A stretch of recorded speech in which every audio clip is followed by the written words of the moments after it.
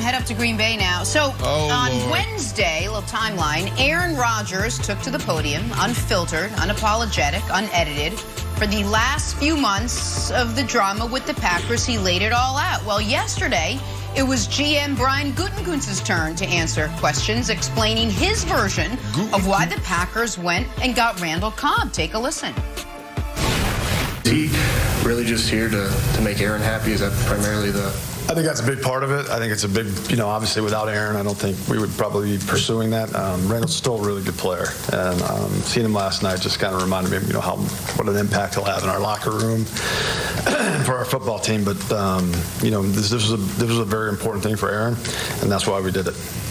Ryan, was it difficult over the course of the offseason for you to relinquish some of this personnel decision-making control? There's no relinquishing any personnel decisions or control. It's literally just finding a way to incorporate, maybe Aaron's thoughts and and really explain to him why we're doing what we're doing. I think that's a big part of the things that he's got some grievance on. He maybe just doesn't understand exactly why we did what we did, and we probably didn't communicate that well enough to him. I guess the reason I asked that is because you said that Randall's here to make him happy. He's a player that he wouldn't be here if not for Aaron. So when I say relinquish control, I mean it like that. Does that make your job any harder to do? Oh, sure. Yeah, I mean, there's lots of things that make my job harder, right? And certainly, but at the same time, this is kind of a unique player and a unique circumstance in what we're trying to accomplish.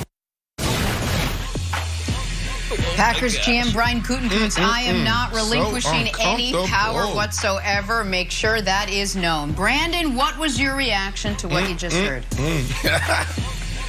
How uncomfortable he was. Why is everybody so uncomfortable when the player start getting a little bit more power? That's what we are seeing here.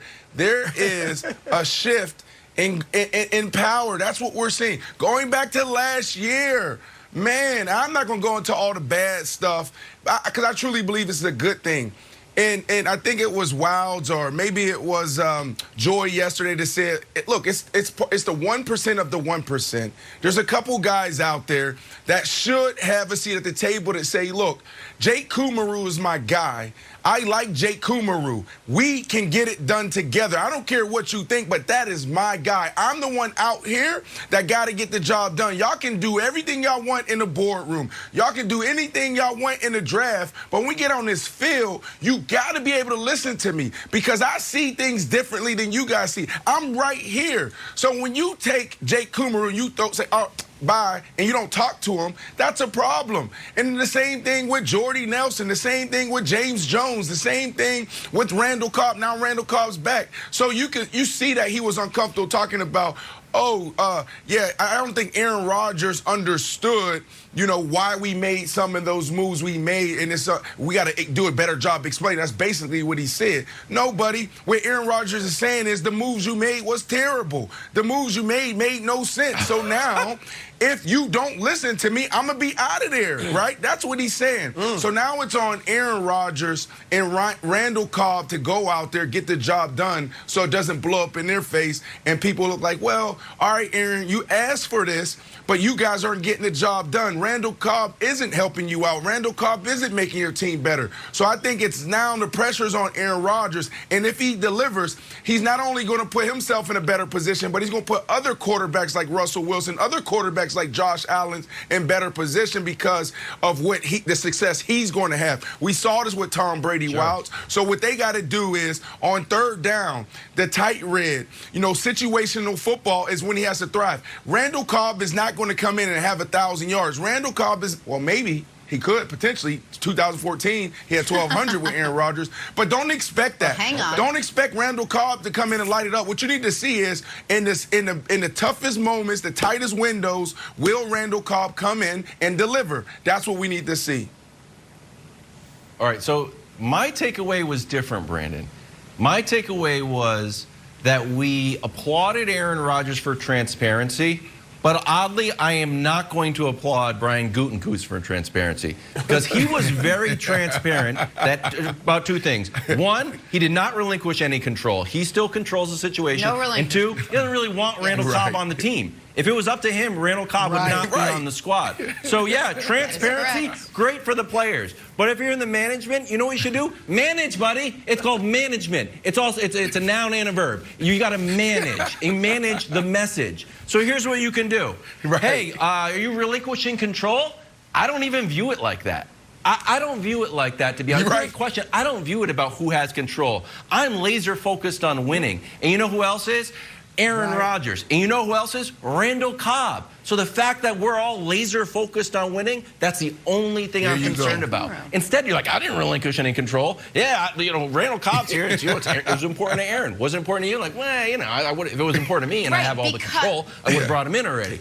I'm not asking for a Juilliard-esque Meryl Streep performance, Broussard. Correct. I am asking to manage a message to the media and to your own players and other management that you're working with. And overall, I am not awarding him the Academy Award or for management or acting.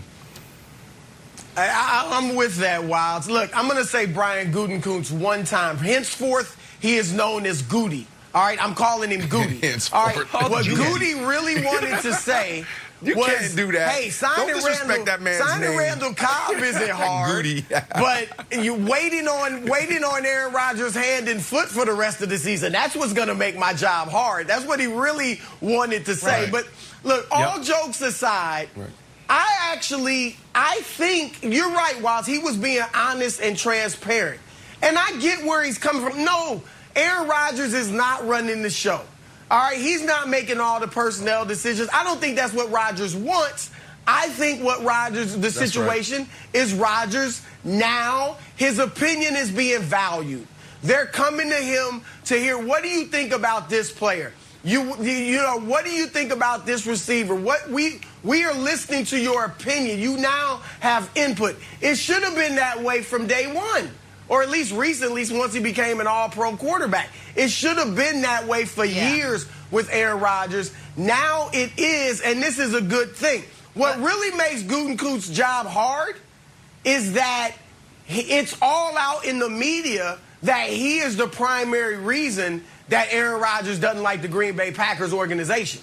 That's what makes his job hard, is that all of that pressure is now on him. So other than that, though, I think he was being honest and transparent. You're right, Wiles. It doesn't play that well in the media. But, yeah, now there's a little bit of give and take with Aaron Rodgers. And I think this is healthy. It should always been this way. Rightfully so. And, guys, look, that's my job, is to go back and pull on my experience, you know, and playing in the league, right? I go back to Chicago. And we had Jay Cutler. But before I even got to Chicago, I'm sitting down here in Miami, Florida, playing for the Dolphins. We weren't doing well. We were terrible. And then I was looking at the Chicago Bears play Sunday Night Football, and they weren't doing well, and they were terrible. And then I called Jay Cutler after the game because he just got sacked like 7, 8 times. I'm talking about bruises all over the place. I'm like, buddy, you know, man, I miss you from our Denver Bronco days, man. I'm just calling just to say I miss you, I love you, and also, man, just hanging out. That was a tough game. There was nothing you can do. You had no time. And then also, the Mike Martz system, they having you drop back 7 steps with that type of offense line. It's just not going to work. Just hang in there, man. Just hang in there. We all see it. The world see it. What happened after that year? Jay Cutler went to management, said, I need an X receiver. Oh, they said, okay, Jay, what X receiver do you want in the draft, or who's out there in free agency? And he said, no, I don't need any of those X receivers. I need my guy, Brandon Marshall. So what did he do?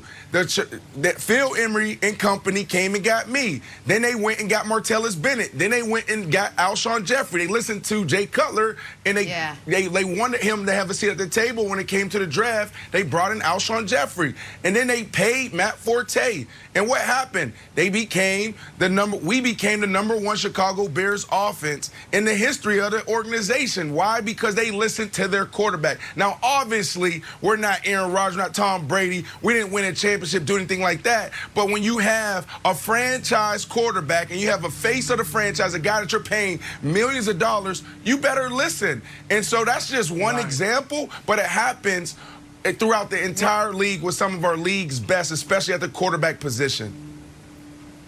So I have a question for you, Brandon. I don't want to get too deep into your wallet here, but when you knew that Jay Cutler had specifically recruited you from Miami to Chicago, do you feel, or your agent, I don't know who it was at the time, did you feel like you had extra leverage there that you could sort of put your thumb on the scale to get more than